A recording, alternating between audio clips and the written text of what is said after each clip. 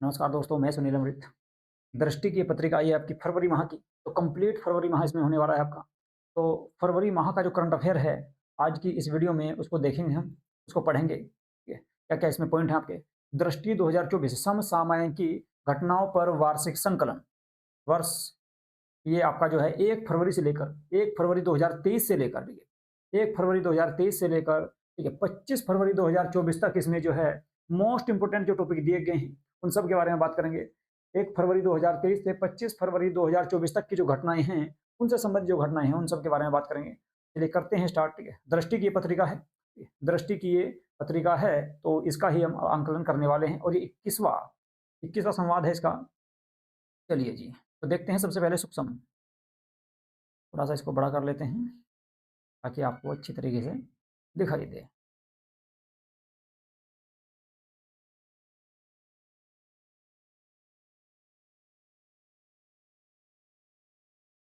सबसे पहले राष्ट्रीय देखेंगे तो राष्ट्रीय पढ़ते हैं सबसे पहले। चलिए जी, एक बार मैं इसको थोड़ा सा देख लूँ। थोड़ा नहीं आ रहा है, थोड़ा कट गया।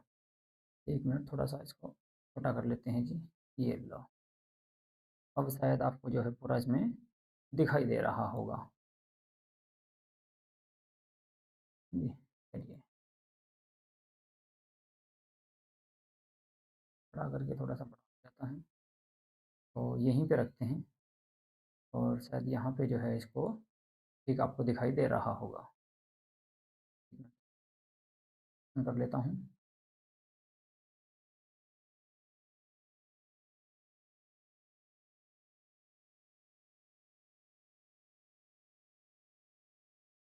ये लीजिए, और शायद अब आपको पूरा इसमें दिख रहा होगा जी। चलिए, ये कंप्लीट है, ये सही रहेगा। ठीक है, तो सबसे पहले राष्ट्रीय देखेंगे। राष्ट्रीय को देखते हैं सबसे पहले कि राष्ट्रीय में क्या क्या इसमें शामिल किया गया है। ठीक है, तो सबसे पहले आपका जो है राष्ट्रीय को देखेंगे तो सबसे पहला जो क्वेश्चन है इसमें आपका वो रहेगा आपका, प्रधानमंत्री नरेंद्र मोदी ने उत्तर प्रदेश में किस मंदिर का शिलान्यास किया है। किस मंदिर का शिलान्यास किया है। तो प्रधानमंत्री मोदी ने उत्तर प्रदेश में किस मंदिर का शिलान्यास किया है। तो ये 19 फरवरी 2024 को ही किया है, हाल फिलहाल में ही। और ये किया गया है श्री कल्की धाम मंदिर। श्री कल्की धाम मंदिर का शिलान्यास किया गया है आपका उत्तर प्रदेश में। इसके बाद दूसरा देखते हैं, यह मंदिर किस जिले में स्थित है। तो उत्तर प्रदेश के किस जिले में स्थित है। यह मंदिर उत्तर प्रदेश के संभल जिले में स्थित है।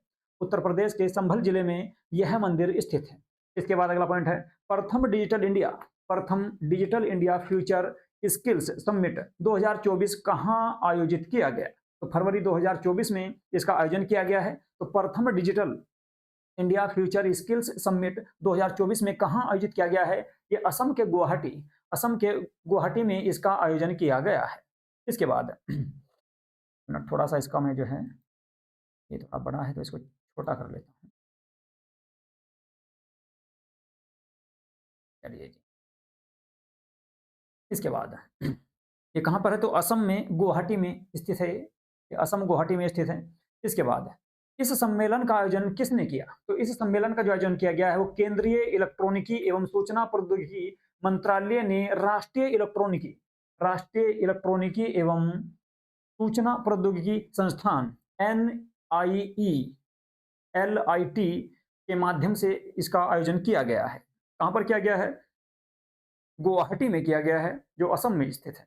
इसके बाद किसे असम का राज्यफल घोषित किया गया है। तो असम का राज्यफल किसे घोषित किया गया है ये इसमें आपको बताया गया। तो 13 फरवरी 2024 को ही असम का राज्यफल घोषित किया गया है काजू नेमी को असम का राजकीय फल या राज्यफल घोषित किया गया है। तो असम का राज्यफल किसे घोषित किया गया है तो काजी नेमू को किया गया है। इसके बाद 35वें गणतंत्र दिवस के 2 विषय क्या थे। तो 35वां जो गणतंत्र दिवस हुआ है आपका, ठीक है, तो उसके 2 विषय क्या थे ये आपको इसमें बताना है। तो पहला था आपका विकसित भारत और दूसरा था भारत लोकतंत्र की मातृका।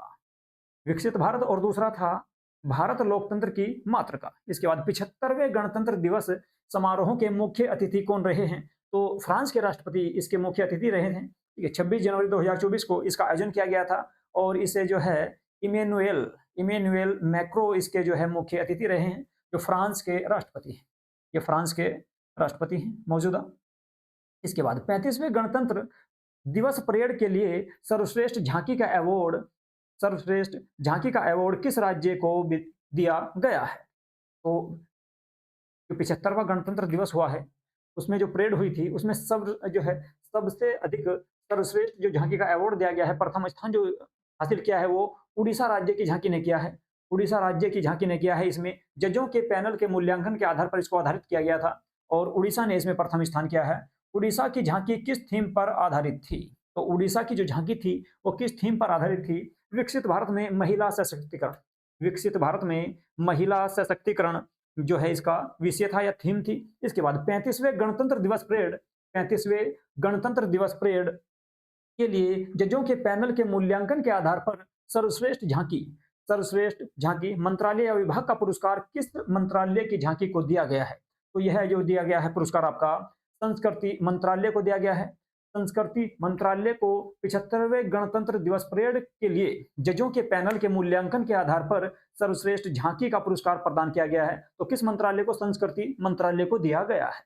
इसके बाद अगले क्वेश्चन पे चलते हैं। संस्कृति मंत्रालय की झांकी का विषय क्या था? तो संस्कृति मंत्रालय की झांकी का विषय था भारत लोकतंत्र की मातृका। भारत लोकतंत्र की मातृका, ये इसको जो है इसका थीम था या इसका विषय था। इसके बाद बात करें 75वें गणतंत्र दिवस परेड के लिए ऑनलाइन पोल के आधार पर घोषित 3 सर्वश्रेष्ठ झांकियां किन राज्यों की रही? ठीक है, 75वें गणतंत्र दिवस परेड के लिए ऑनलाइन पोल के आधार पर घोषित 3 सर्वश्रेष्ठ झांकियां किस राज्य की रही, ये आपको बताना है इसमें। ठीक है, तो प्रथम स्थान गुजरात का रहा है। गुजरात का जो विषय था वो था आपका धोरडो गांव है एक आपका गुजरात का। गुजरात के सीमा पर्यटन का एक वैश्विक प्रतीक माना गया है इसको। दूसरा स्थान रहा उत्तर प्रदेश का। उत्तर प्रदेश में विषय जो रहा इसका विकसित भारत समृद्ध विरासत के आधार पर उत्तर प्रदेश को दिया गया। और तीसरा स्थान आंध्र प्रदेश ने हासिल किया है। तीसरा स्थान जो हासिल किया है वो किसके द्वारा? तो आंध्र प्रदेश ने हासिल किया है। इसका विषय था आंध्र प्रदेश में विद्यालय शिक्षा में परिवर्तन। आंध्र प्रदेश में विद्यालय शिक्षा में परिवर्तन, विद्यार्थियों को वैश्विक स्तर पर प्रतिस्पर्धा बनाना। ठीक है, प्रतिस्पर्धी बनाना, विद्यार्थियों को वैश्विक स्तर पर प्रतिस्पर्धी बनाना, ये इसका जो है विषय था। इसके बाद अगले क्वेश्चन पर चलते हैं। अगला जो क्वेश्चन है, हाल ही में चर्चा में रही और मूलतः आंध्र प्रदेश से संबंधित, हाल ही में चर्चा में रही और मूलतः आंध्र प्रदेश से संबंधित विश्व की सबसे छोटी कुबड़ वाली गांव में एक कौन है? यानी कि कुबड़ वाली गांव में सबसे छोटी गाय कौन सी रही है? सबसे छोटी कुबड़ वाली गाय कौन सी है? तो उसका नाम है आपका पुंगनूर गाय।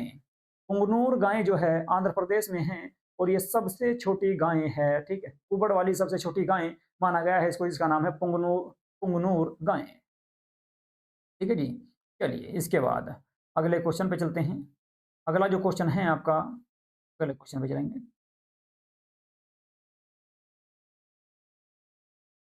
ये रहा जी आपका अगला क्वेश्चन।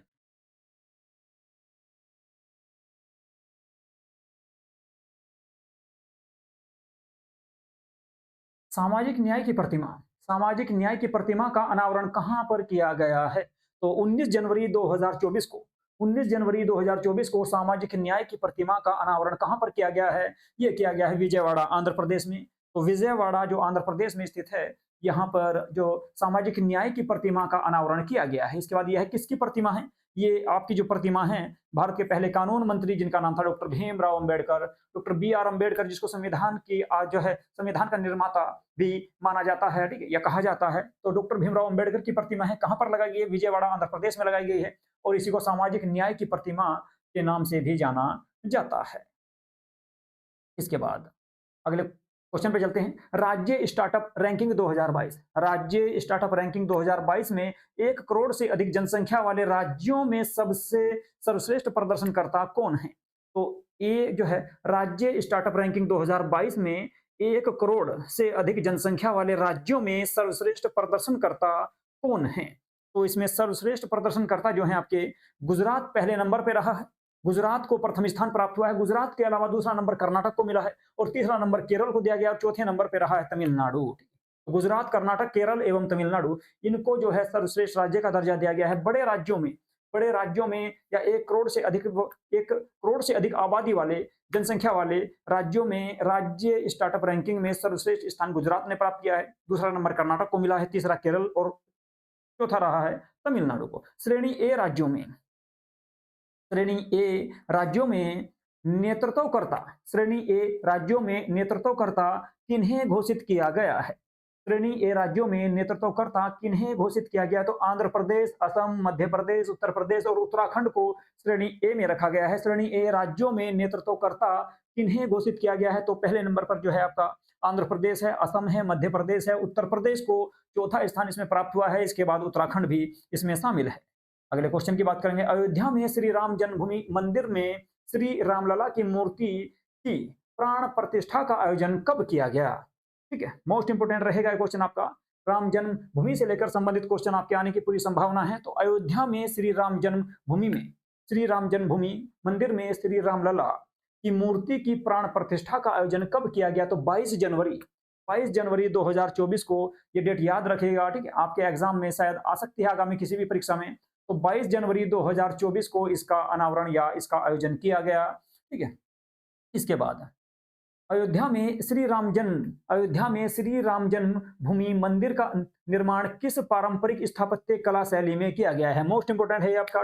तो किस स्थापत्य कला शैली में किया गया है? तो नागर शैली। ठीक, उत्तर भारत की जो शैली है आपकी नागर शैली है, मध्य भारत की जो शैली है वो बेसर शैली है, और दक्षिण भारत में द्रविड़ शैली से बने हुए जो है स्थापत्य कला होती है। ठीक है, तो उत्तर भारत में जो जितनी भी इमारतें बनी हुई हैं, जितनी भी स्थापत्य कला हुई है, वो सब नागर शैली में है। तो इस मंदिर का निर्माण भी नागर शैली में ही किया गया है। अयोध्या में श्री राम जन्मभूमि मंदिर का निर्माण किस पारंपरिक स्थापत्य कला शैली में किया गया है? तो नागर शैली में किया गया है। क्योंकि मध्य भारत का जो क्षेत्र है, मध्य भारत यानी कि विंध्यन पर्वत से लेकर और तुम्हारा कृष्णा नदी के बीच वाला जो क्षेत्र है, ठीक है, आंध्र प्रदेश के आसपास, इस क्षेत्र में आपकी बेसर शैली है। और कृष्णा नदी से लेकर कन्याकुमारी दक्षिण तक यानी कि तमिलनाडु तक, उस क्षेत्र में जितने भी इमारतें बनी हैं, मंदिर बने हैं, ठीक है, वे सभी के सभी जो है द्रविड़ शैली में बने हुए हैं। ठीक है, चलिए जी, तो इस मंदिर का निर्माण किस शैली में हुआ है? नागर शैली में।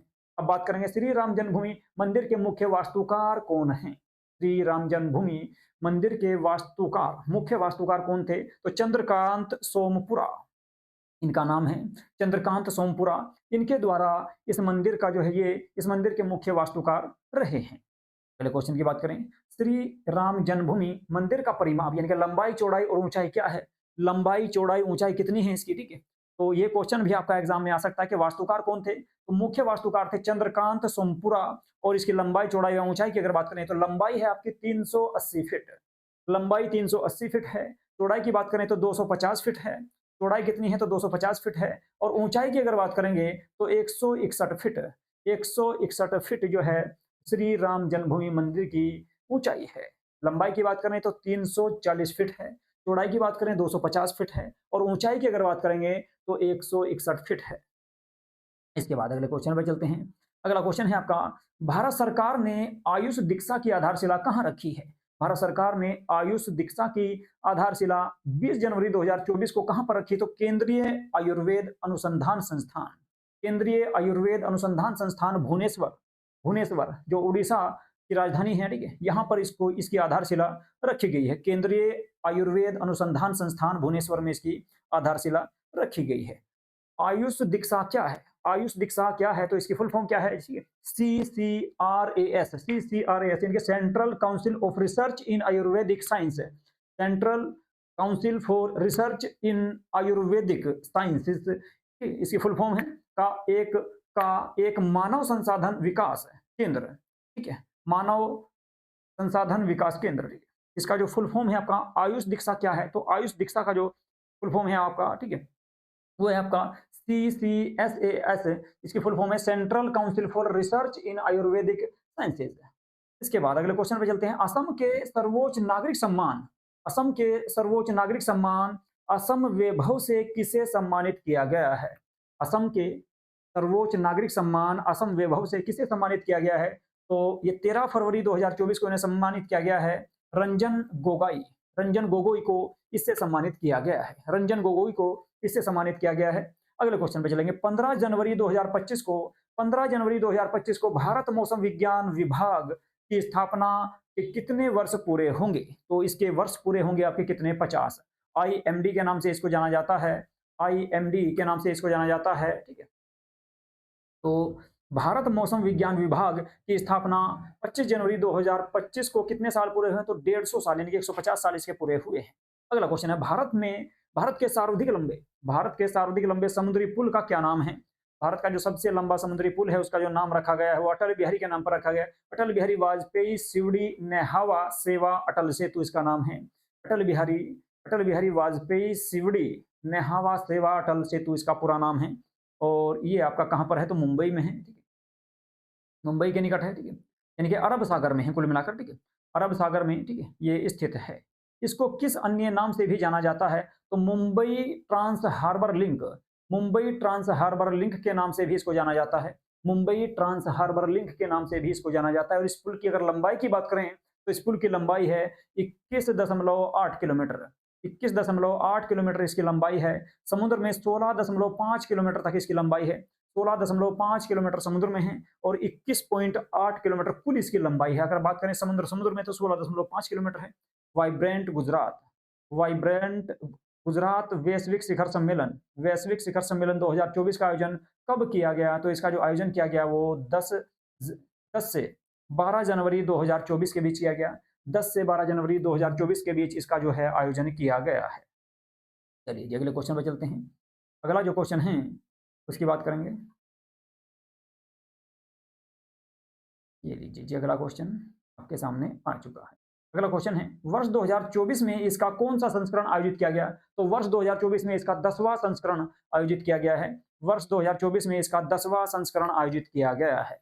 अब बात करें इसके बाद, पश्चिम बंगाल सरकार ने किस दिन को राज्य दिवस के रूप में मनाने हेतु अनुशंसा या अधिसूचना जारी की है? कुल मिलाकर यानी कि पश्चिम बंगाल की सरकार ने किस दिन को पश्चिम बंगाल का राज्य दिवस मनाने की घोषणा की है? तो 1 जनवरी 2024, 1 जनवरी 2024 यानी कि 1 जनवरी को प्रत्येक वर्ष, अब 1 जनवरी को प्रत्येक वर्ष पश्चिम बंगाल का राज्य दिवस मनाया जाएगा। और इसकी घोषणा कब की गई? तो 1 जनवरी 2025 को की गई है, ठीक है।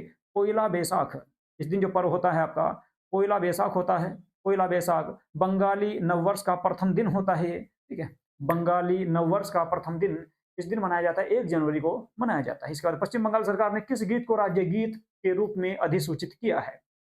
तो पश्चिम बंगाल की सरकार के द्वारा किस गीत को राज्य गीत के रूप में मान्यता दी गई है? तो बंगलार, बंगलार माटी, बंगलार माटी, बंगलार जल, बंगलार माटी, बंगलार जल को राज्य का गीत घोषित किया गया है। ये आपका, ठीक है, रबी फसल के समय इसका जो है आयोजन किया जाता है। और इस गीत को किसके द्वारा लिखा गया था? तो रविंद्रनाथ टैगोर के द्वारा ही इस गीत को लिखा गया था।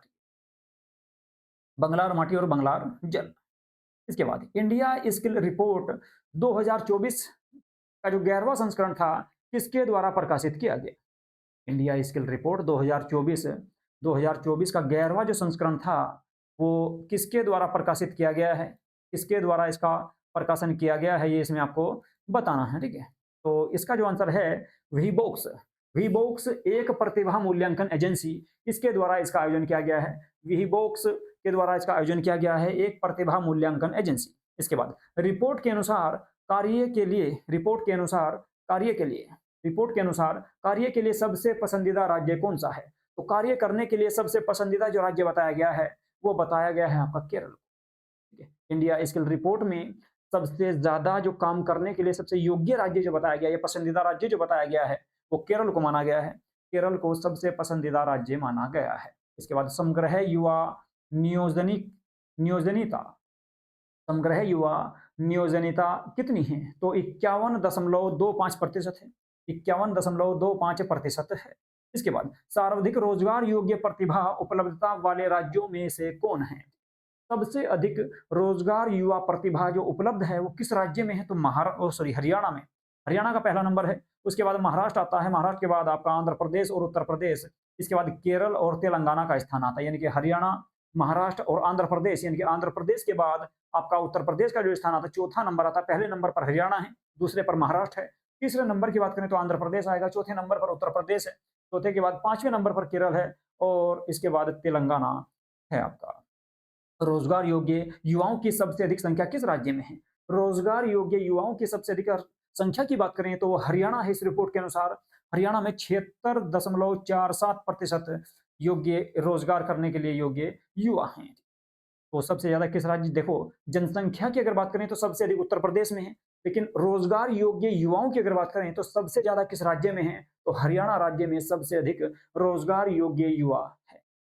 इसके बाद न्यू पंडित दीनदयाल उपाध्याय जंक्शन से न्यू भाऊपुर भाऊपुर जंक्शन खंड को कितने राष्ट्र को समर्पित किया, किसने राष्ट्र को समर्पित किया? न्यू पंडित दीनदयाल उपाध्याय जंक्शन आपका जो उत्तर प्रदेश में है, से न्यू भाऊपुर जंक्शन खंड को किसने राष्ट्र को समर्पित किया?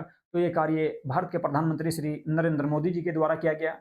इसके बाद इस खंड की कितनी लंबाई है? तो 402 किलोमीटर इसकी लंबाई है, कुल 402 किलोमीटर इस खंड की लंबाई रहेगी। यह किस कॉरिडोर का खंड है? अगर बात करें कि कौन से कॉरिडोर में आता है, ये आपका ईस्टर्न डेडिकेटेड फ्रंट कॉरिडोर के अंतर्गत ये क्षेत्र आता है। ठीक है, ये क्षेत्र जो आएगा आपका, एक मिनट, ये जो क्षेत्र आता है ईस्टर्न डेडिकेटेड फ्रंट कॉरिडोर के अंतर्गत इस क्षेत्र को शामिल किया जाता है। इसके बाद विश्व के सबसे बड़े ठीक है, विश्व के सबसे बड़े कार्यालय भवन का उद्घाटन कहां पर किया गया है? विश्व के सबसे बड़े कार्यालय भवन का उद्घाटन कहां पर किया गया है? 17 दिसंबर 2023 को इसका उद्घाटन किया गया है। कहां पर? तो सूरत में इसका उद्घाटन किया गया है। विश्व के सबसे बड़े कार्यालय भवन का उद्घाटन कहां पर किया गया है? तो सूरत में किया गया है। इस कार्यालय भवन का क्या नाम है? इस कार्यालय भवन की अगर नाम बात करें तो इसका है आपका सूरत डायमंड बोर्स। सूरत डायमंड बोर्स इसका नाम है। सूरत डायमंड बोर्स इस कार्यालय का नाम है और ये आपका सूरत शहर में स्थापित किया गया है। सूरत डायमंड बोर्स के नाम से इसको जाना जाएगा। इसके बाद केंद्रीय मंत्रिमंडल ने किस हवाई अड्डे को अंतर्राष्ट्रीय विमानपत्तन घोषित किया है? केंद्रीय मंत्रिमंडल ने किस हवाई अड्डे को अंतर्राष्ट्रीय विमानपत्तन घोषित किया है? तो यानी कि इंटरनेशनल एयरपोर्ट किसको घोषित किया गया है? तो सूरत हवाई अड्डे को घोषित किया गया है, जो गुजरात में है, और 15 दिसंबर 2023 को ये घोषणा की गई है। सूरत हवाई अड्डा जो गुजरात में स्थित है, इसको अंतर्राष्ट्रीय हवाई अड्डा या इंटरनेशनल एयरपोर्ट घोषित किया गया है। इसके बाद भारत का पहला पूर्णतः इंटीग्रेटेड स्कूल ऑफ सस्टेनेबिलिटी कहाँ लॉन्च किया गया है? ये 14 दिसंबर 2023 को घोषित किया गया है। तो किसको लॉन्च किया गया? आईआईटी कानपुर में कोटक महिंद्रा बैंक और आईआईटी कानपुर की साझेदारी से इसकी घोषणा की गई है। भारत का पहला पूर्णतः इंटीग्रेटेड स्कूल ऑफ सस्टेनेबिलिटी कहाँ लॉन्च किया गया है? तो कानपुर में, आईआईटी कानपुर में इसको लॉन्च किया गया है, कोटक महिंद्रा और आईआईटी कानपुर की साझेदारी के द्वारा। कैश फॉर क्वेरी घोटाले मामले में संलिप्तता के कारण किस सांसद को लोकसभा से अयोग्य घोषित किया गया है? अखिल भारतीय तृणमूल कांग्रेस के एक आपके सांसद रही हैं, ठीक है, जिनका नाम था महुआ मोइत्रा को कैश फॉर क्वेरी घोटाले मामले में सम्मिलित होने के कारण इसको जो है संसद को लोकसभा से अयोग्य घोषित कर दिया गया है। ठीक है, लोकसभा को इसको जो है ईडी के द्वारा इसकी जांच की गई और इसको अयोग्य घोषित कर दिया गया 8 दिसंबर 2023 को। इसके बाद, और ये अगर बात करें तो अखिल भारतीय तृणमूल कांग्रेस जो बंगाल की जो पार्टी है, ठीक है, ममता बनर्जी की, उस पार्टी की ये सांसद थी। इसके बाद महुआ मोइत्री किस लोकसभा सीट से सांसद थी? तो किस लोकसभा सीट से सांसद थी? तो कृष्णा नगर पड़ता है आपका पश्चिम बंगाल में।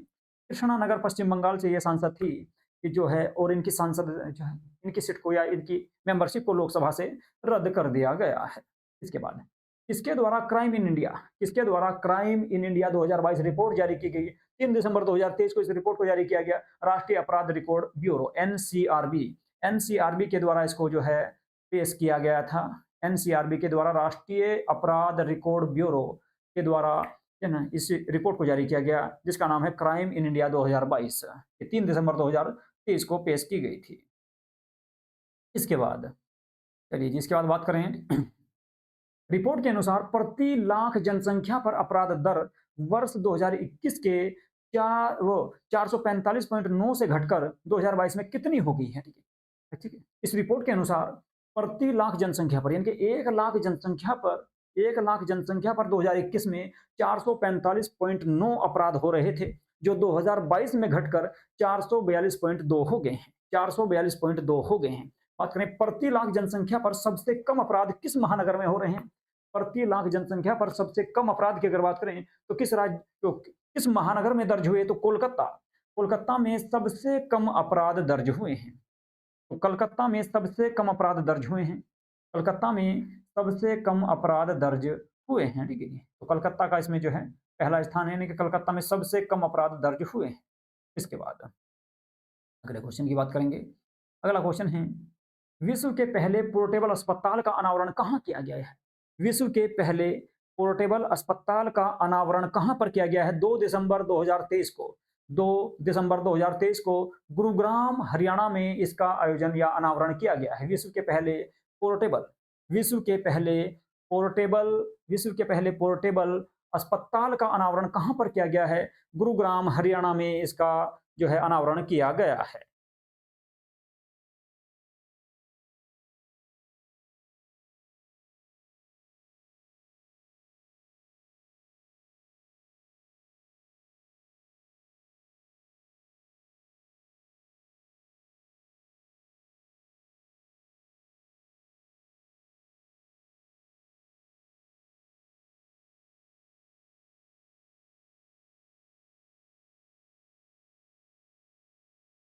आपको शायद आवाज आ रही है। ठीक है, चलिए जी, ये देखिएगा जरा इसको, तो देख लेते हैं 1 मिनट।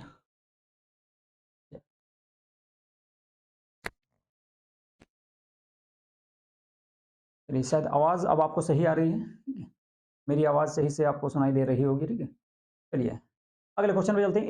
इस अस्पताल का नाम क्या है? तो इस अस्पताल का जो नाम है वो है आरोग्य मैत्री एंड क्यूब। आरोग्य मैत्री एंड क्यूब इस अस्पताल का नाम है। आरोग्य मैत्री एंड क्यूब इस अस्पताल का नाम है। ठीक है, और ये कहाँ पर है? तो गुरुग्राम में है। ठीक है, इसके बाद इसे किस परियोजना के तहत निर्मित किया गया है? इसे किस परियोजना के तहत निर्मित किया गया है? तो इसे भीष्म परियोजना के तहत इसका अनावरण किया गया है या इसका निर्माण किया गया है। यानी कि इसे किस योजना के तहत, इस परियोजना के तहत इसको बनाया गया है? तो भीष्म परियोजना के तहत इसको बनाया गया है। अगले क्वेश्चन की बात करें, केंद्रीय मंत्रिमंडल ने किस विशेष रूप से संवेदनशील केंद्रीय मंत्रिमंडल ने विशेष रूप से संवेदनशील जनजातियों के लिए किस योजना को मंजूरी प्रदान की है? केंद्रीय मंत्रिमंडल ने विशेष रूप से संवेदनशील जनजातियों के लिए किस योजना को मंजूरी प्रदान की है? तो नवंबर 2023 में ये जो है मंजूरी प्रदान की गई है इस योजना को। प्रधानमंत्री जनमन योजना के नाम से इसको जाना जाता है। और इसमें केंद्रीय मंत्रिमंडल ने विशेष रूप से संवेदनशील जनजातियों के संबंध में प्रधानमंत्री जनमन योजना जो है आपकी, ये आपकी किससे संबंधित है? तो जनजातियों से संबंधित है। जो संवेदनशील क्षेत्र हैं जनजातियों के, उनसे ये संबंधित है।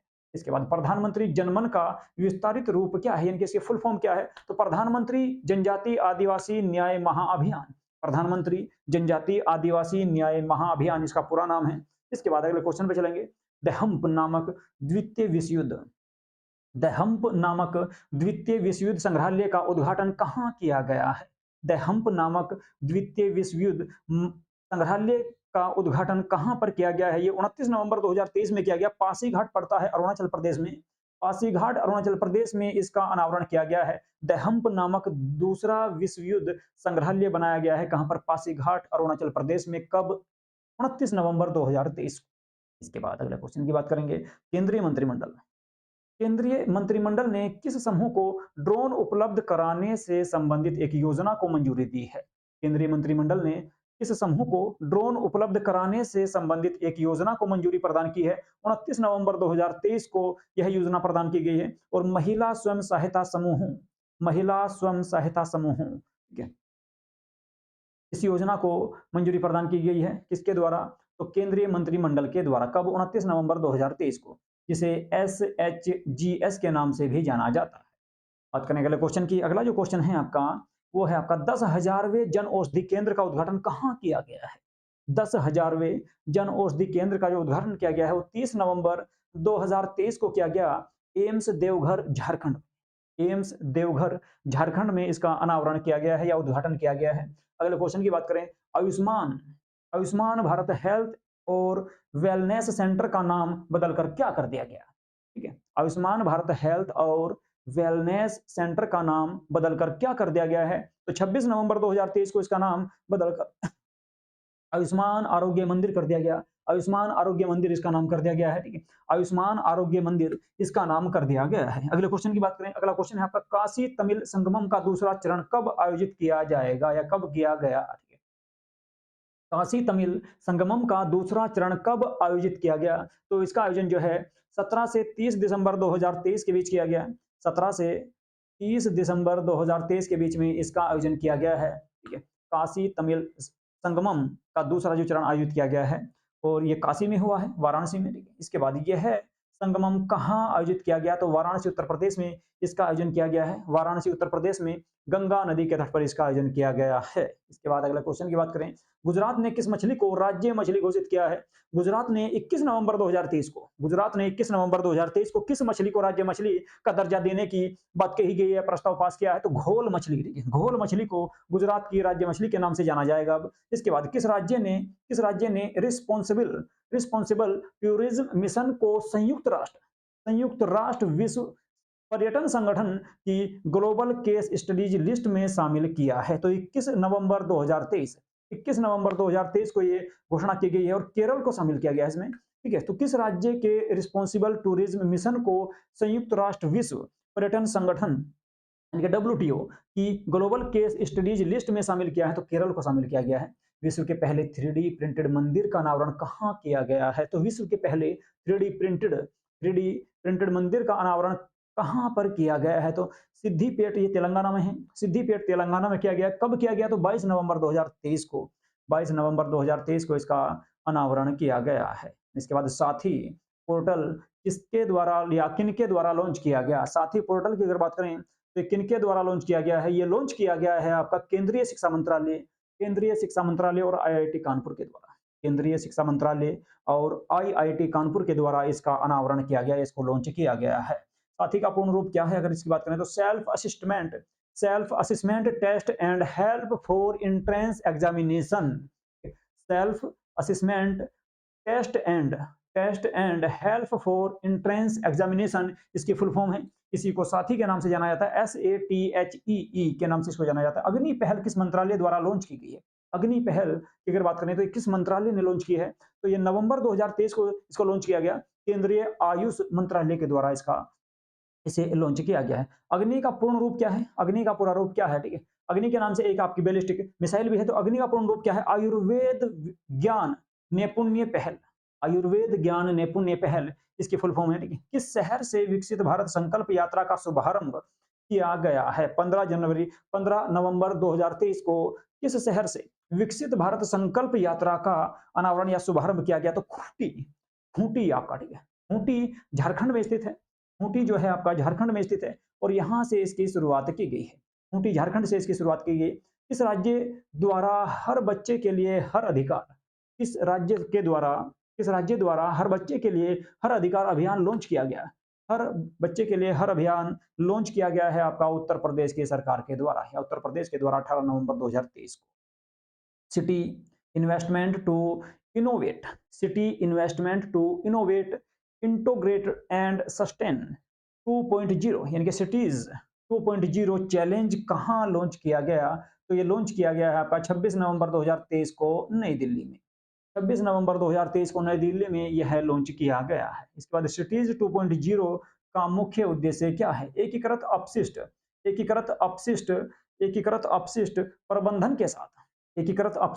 प्रबंधन के साथ चक्रीय अर्थव्यवस्था को बढ़ावा देना। एकीकृत अपशिष्ट प्रबंधन के साथ चक्रीय अर्थव्यवस्था को बढ़ावा देना इसका प्रमुख उद्देश्य है या मुख्य उद्देश्य है। उत्तर प्रदेश के पहले भेड़ बकरी पालन, मोस्ट इंपोर्टेंट है भाई साहब, ठीक है। उत्तर प्रदेश के पहले भेड़ बकरी पालन प्रशिक्षण केंद्र का लोकार्पण कहाँ किया गया? उत्तर प्रदेश के पहले भेड़ बकरी पालन प्रशिक्षण केंद्र का लोकार्पण कहाँ पर किया गया 2 नवंबर 2023 को? तो इटावा में किया गया है। इटावा में किया गया है इसका लोकार्पण, ठीक है।